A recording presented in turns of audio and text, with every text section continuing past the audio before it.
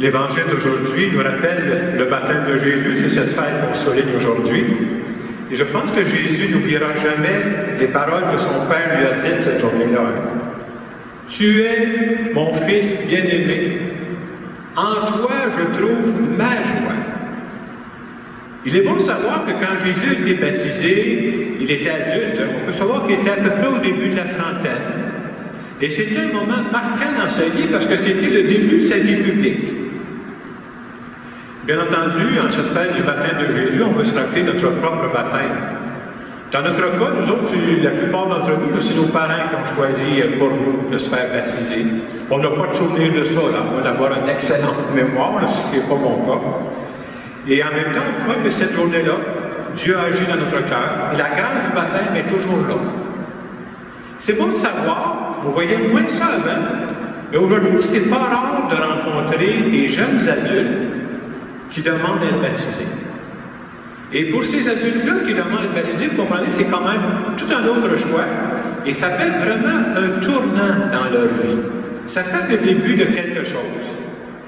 Et quand je préparais cette homélie, je me suis posé une question. Je me suis posé la question suivante. Si je n'étais pas baptisé présentement, c'était pas fait dans mon cas, je me suis dit, pourquoi je demanderais d'être baptisé? Puis je me suis trouvé 3 raisons, il peut y en avoir bien d'autres. Je vous partage mes 3 raisons, peut-être que vous en auriez 3 autres. Alors la première raison, pourquoi je voudrais être baptisé? Je voudrais être baptisé parce que je crois que Dieu a réellement voulu que j'existe avec ma personnalité propre. C'était voulu. Autrement dit, je crois que ma vie à moi, là, c'est pas du hasard. C'est pas juste aussi un concours de circonstances, et finalement, il fallait que ça arrive comme ça. Non, non, non. Je crois que Dieu a voulu que j'existe. Et si Dieu m'a donné la vie, c'est lui le créateur, c'est lui l'inventeur, il y avait un plan pour moi. Il y avait des projets pour moi. Et vous comprenez que tout le but de ma vie, c'est de découvrir c'est quoi ses plans sur moi. C'est vrai que c'est lui qui m'a donné la vie, là. C'est quoi ses projets pour moi? À chacune des étapes de ma vie, j'en découvre des nouvelles facettes. Il y a des choses que je vois présentement que je ne voyais pas il y a 3-4 ans. Il y a des choses qui s'éveillent, et c'est bon signe. Donc, première raison pourquoi j'aimerais être baptisé, si je ne l'étais pas là, parce que je crois que Dieu a voulu que j'existe avec ma personnalité unique. Deuxième raison pourquoi je demanderais d'être baptisé, moi, je voudrais être baptisé pour faire partie de la grande famille de Dieu. C'est-à-dire, vous savez, dans la vie, on a besoin d'une famille humaine, c'est très important. On a besoin d'une famille spirituelle aussi. Dieu ne m'a pas donné la vie pour que je traverse ça tout seul. Non, non, non, non. J'ai besoin de rencontrer d'autres chrétiens, je dirais, qui souffrent de la même maladie que moi, qui croient que leur vie, ce n'est pas du hasard, que Dieu a voulu qu'ils existent. Et c'est souvent au contact de d'autres, quand on a la chance d'échanger avec d'autres, qu'on grandit spirituellement. Il y a un cardinal, je pense que ça s'appelle le cardinal Danil, qui disait « Un chrétien seul est un chrétien en danger. » Oui, parce qu'on a besoin des autres. Et je dirais que c'est encore plus vrai aujourd'hui que ça l'était, je ne sais pas, il y a 25-30 ans, parce que, vous savez, pareil comme moi, c'est moins à la mode aujourd'hui de croire. Mais c'est important que j'en rencontre d'autres pour savoir que je suis tout seul, moi, là. Est-ce que tu as une bébé rare qu'il n'y en a plus qui croit du tout?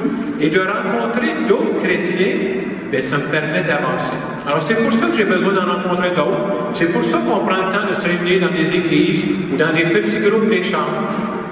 Et si j'avais jamais la chance de parler à personne de cette dimension spirituelle dans ma vie, moi, je pense que cette dimension spirituelle pourrait s'éteindre à un moment donné. Donc, j'aimerais être baptisé, pourquoi? Pour faire partie de cette grande famille de Dieu. Une troisième raison pour laquelle je me suis dit pourquoi je voudrais être baptisé, parce que je veux apporter ma contribution unique avec d'autres dans ce monde-là.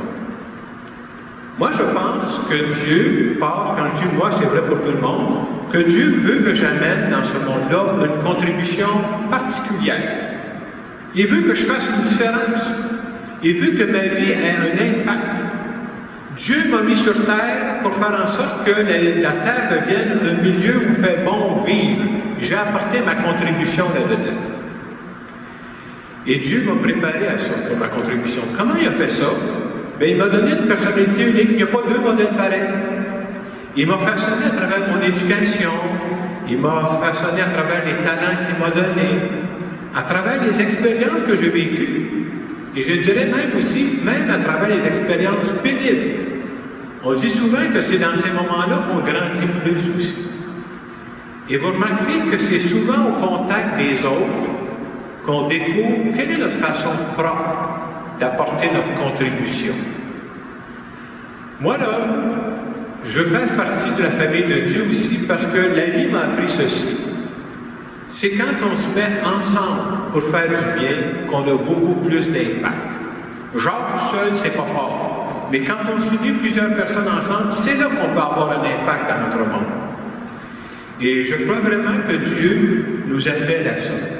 Alors moi, j'ai choisi de me faire, je choisirais de me faire baptiser si je n'étais pas, parce que si je fais partie de la famille de Dieu, je pense que ça va m'aider à réaliser le plan que Dieu avait sur moi, les projets que Dieu avait sur moi. Alors, moi, c'est des raisons que j'ai trouvées, mais c'est pour vous faire réfléchir. Donc, pourquoi vous voudriez être baptisé si vous n'étiez pas?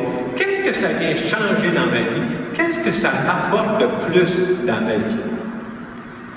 J'aimerais aussi revenir un peu sur un passage de la première lecture que je trouvais bon, qui m'éclaire en cette période de confinement qu'on vit. Comme on le sait, on a pour un mois à être confiné. Et c'est le passage où on dit ceci dans la lecture. C'est Dieu qui parle. Dieu dit, « Mes pensées ne sont pas vos pensées. Mes chemins ne sont pas vos chemins. » Et quand je méditais sur ce texte-là, je me suis dit, le fait que je sois croyant, ça ne m'empêche pas de vivre les mêmes situations que les autres, mais je pense que ça peut m'amener à regarder cette période de confinement d'une façon différente. Saint Paul va dire, dans une de ses lettres, va dire, Dieu fait tout concourir au bien de ceux qui l'aiment. Et je me suis dit, si c'est vrai que Dieu fait tout concourir à mon bien, même cette période-là, qui est dérangeante, qui ne fait pas notre affaire, on voudrait faire d'autres choses, j'ai quelque chose à vivre là-dedans. J'ai quelque chose à apprendre à travers cette période-là qu'on vit déjà depuis plusieurs mois. Là. Il y a des choses, je ne sais pas pour vous si c'est la même chose. Moi, je dirais que pendant cette période-là, il y a des choses qu'on ne peut pas faire. Ça oblige à revoir c'est quoi qui est essentiel pour moi? C'est quoi qui est important pour moi?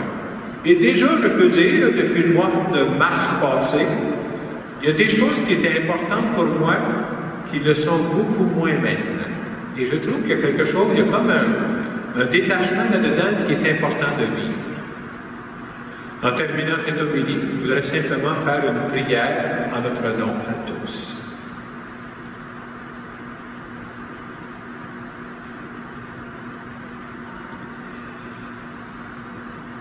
Seigneur Jésus, je te dis que je suis content de faire partie de ta grande famille. Je veux te dire, Père, que je suis content d'être ton enfant bien-aimé. Et tant que j'aurai la santé, je veux apporter ma contribution avec d'autres dans ce monde-là. Et je veux te dire, merci de mettre sur ma route d'autres personnes qui me stimulent et qui m'invitent à donner le meilleur de moi-même. Et je veux te dire, Seigneur, merci aussi de m'accompagner et de m'apprendre des choses, même dans cette période de confinement que tu me fais vivre. Amen. Dans les quelques secondes qui vont suivre, je vous invite à me poser la question, comme je disais, si je n'étais pas baptisé, moi, pourquoi je voudrais l'être aujourd'hui?